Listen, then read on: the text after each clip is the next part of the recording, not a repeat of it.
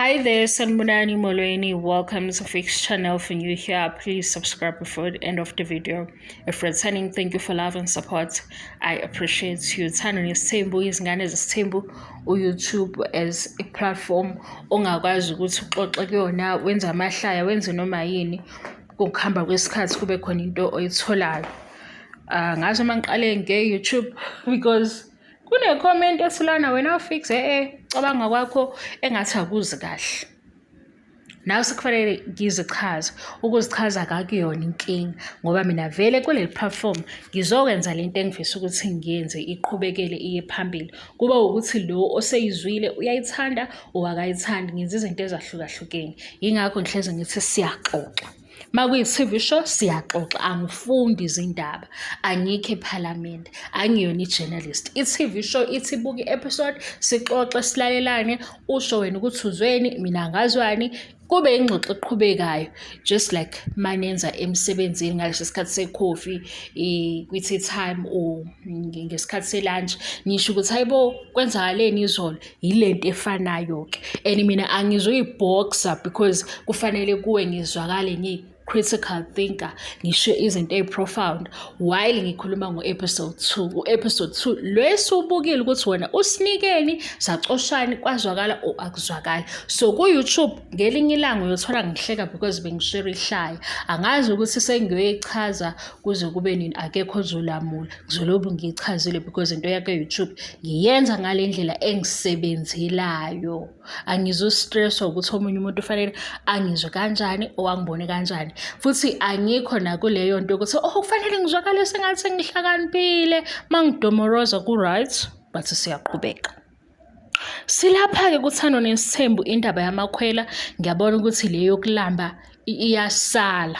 Isizulu-ke sithandwa sami. Asikhulumi ukudla kodwa kuyona yonke into kuwukudla.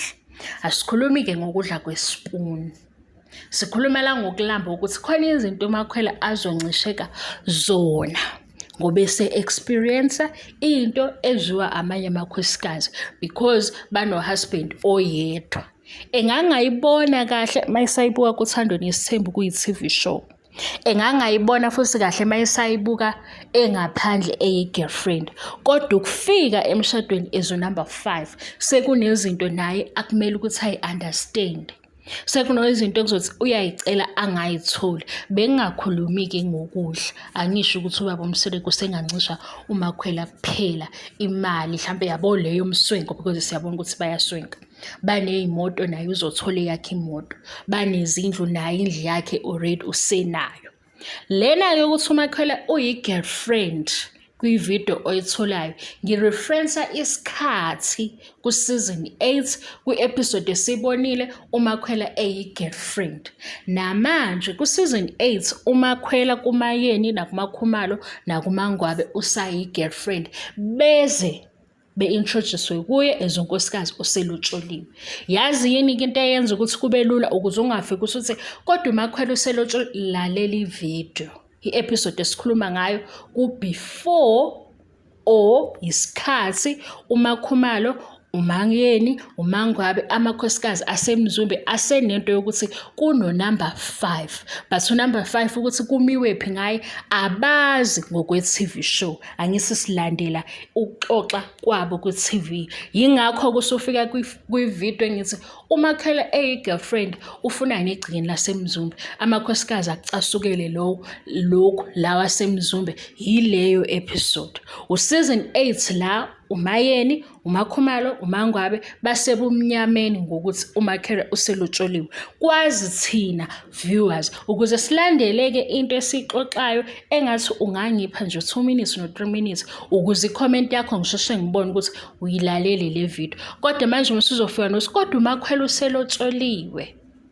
Ngikhuluma nge-episode engakalotsholo la kudinwe khona abasemzumbe beze bethi lento iyinganekwane ukuthi kuza intombi. Base ngithi mina kodwa ebusweni babo kunento yokuthi lento yokuthi intombi iyangena.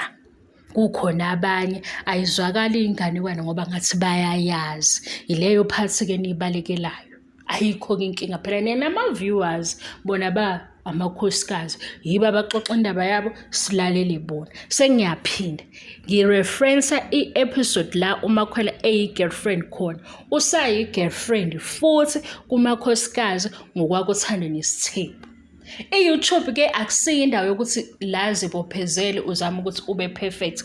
Woza ngento yakho, khona bazokuthanda, khona bangeke beze bayithanda. Ifana no-TikTok, ungachuza futhi ukuthi uyi-enjoy, uyenze ngendlela ezoba mnandi nakuwena ukuze ungahlezi uba ne-stress sokuthi fanele bengizwe sengathi ngihlakaniphile, fanele bengizwe kanjani. Into ilunga ngamaphutha, ilunga uyenza. Yingakho abanye beni bedinwa ukuthi mhlampe uthi mawulalela ufix uzizwe ukuthi mina ngingenza kangcono kunaye kodwa wenzi. Mina ngikubamba la kwi-paragraph yakho end mase ngithi lo kodwa bekufanele sibe naye la ku-YouTube.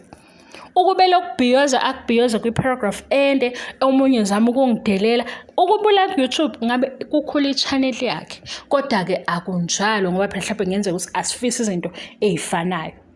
uMakhwela uyi-girlfriend ku-season 8 kumakhosikazi aseMzumba. Thina ma-viewers sesiyazi ukuthi ulotsholiwe and uSinewe uMkhongi, sazoqhubeka-ke sihlebe. Ukulamba asikhulumi ngokudla kwespoon, ukulamba kokuswela izinto ayidinga izinkosikazi from uhusband agcine engasamenzeli zona. Ngobani? Kunabanye abantu akufanele aba-attend beyamakhosikazi akhe. Boy, angikhulumi ngokulamba kwespoon, nakho-ke lokhu akulamba usazolamba. Cabanga uyingane. Nayikhumbula yona le episode abasebekhuluma izinto sesivala amehlo ukuthi hayibo uMakhwela yindaba mhlambe yikho wegazi ngidomoroza ngasuke ngabuka into engakaze ngiyibuke mina ku-TV ekhaya bekuthiwa shintshani i-channel. Ubaba uMseleki basikhombisa noMakhwela sebehleli embhedeni ngathi hayibo ngiyayidlalela nani.